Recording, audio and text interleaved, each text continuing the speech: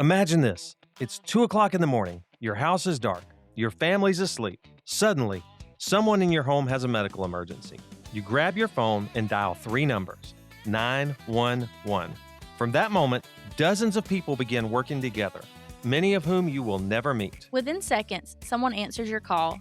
A dispatcher is entering information into a computer while talking to you. Radios begin transmitting. Deputies start driving your direction. An ambulance rolls out of the station. Volunteer firefighters leave their home in the middle of the night to respond. Hospital staff begin preparing to receive a patient, all because you made one phone call. Today, we're going to follow that call from beginning to end and answer a question that most people never think about. What actually happens after you dial 911?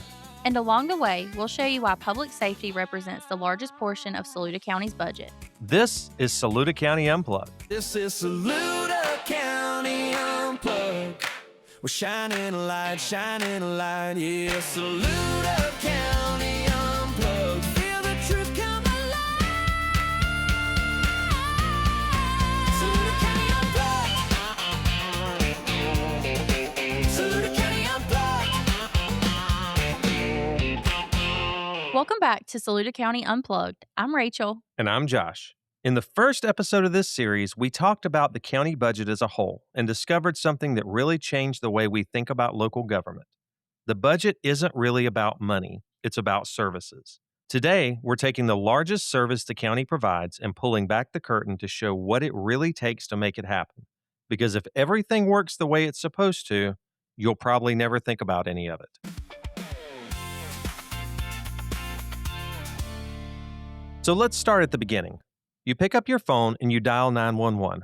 What happens first? Most people would probably say a dispatcher answers. And that's true.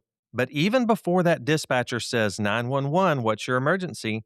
Technology is already working behind the scenes. Your call is being routed to the Saluda County Dispatch Center. The automated number and automatic location information systems have begun populating data into the computer-aided dispatch system. Your phone number appears. Your location begins populating on the screen. The dispatcher immediately starts gathering information while simultaneously entering it into the computer. And that information isn't just for documentation. It's being shared with everyone else who needs it. And dispatchers are doing much more than answering the phone. They're asking questions, keeping callers calm, providing emergency medical instructions when necessary, coordinating responders, tracking where units are located, watching weather conditions, monitoring radios, keeping records, and often doing several of those things at exactly the same time. It's a job that requires incredible concentration. Most people only hear one voice on the phone, but behind that voice is an entire emergency communications system.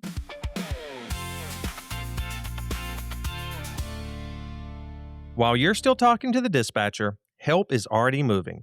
If it's a law enforcement call, deputies are responding. If it's a medical emergency, EMS is responding. If there's a fire or rescue situation, volunteer firefighters are responding. Sometimes all three are happening at once. And they aren't responding independently.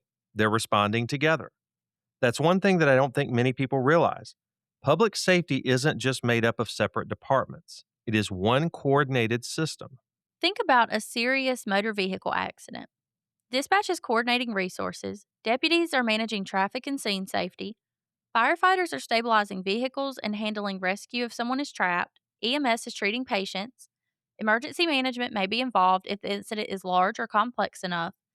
Every agency has its own responsibility, but they're all working towards the same goal, helping people.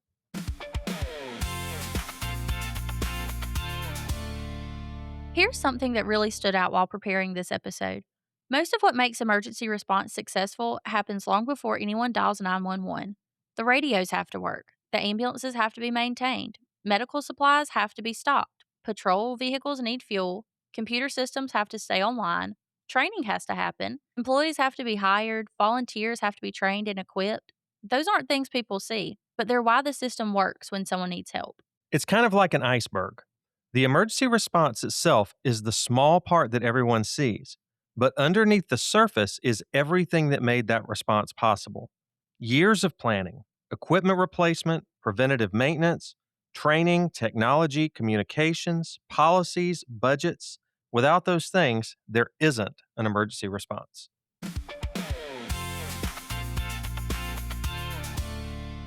Last week, we mentioned that public safety and the justice system account for well over half of the county's general fund. Hopefully, that makes a little more sense now. You're not simply paying for deputies or ambulances or dispatchers. You're paying for an entire system that's ready every minute of every day, whether someone calls or not. Think about your local fire department, which is, by the way, staffed by volunteers.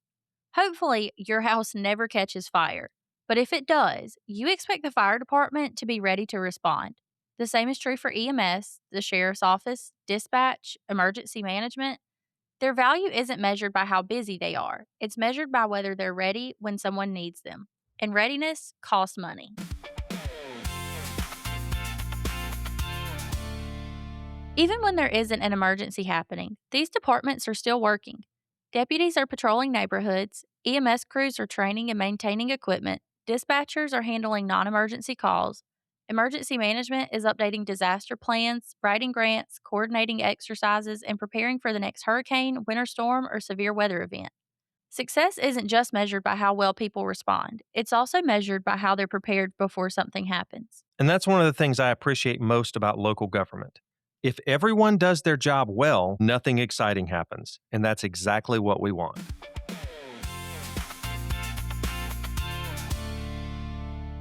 So, Josh, after putting this episode together, what's one thing that stuck with you? Really, it's just how many people are involved in helping one person. You dial 3 numbers, 911. But by the time help arrives, dispatchers, deputies, paramedics, firefighters, hospital staff, technology systems, mechanics, roads and bridges, IT staff, trainers, and countless others have all played a role in making sure we're able to respond. It's easy to focus on the ambulance that pulls into your driveway, but it's a lot harder to see the entire system that stands behind it. One thing I think stuck with me is realizing that emergency response isn't something county government starts after you call. It's something that we've been preparing for every day before the emergency ever happened. The response begins long before the phone rings.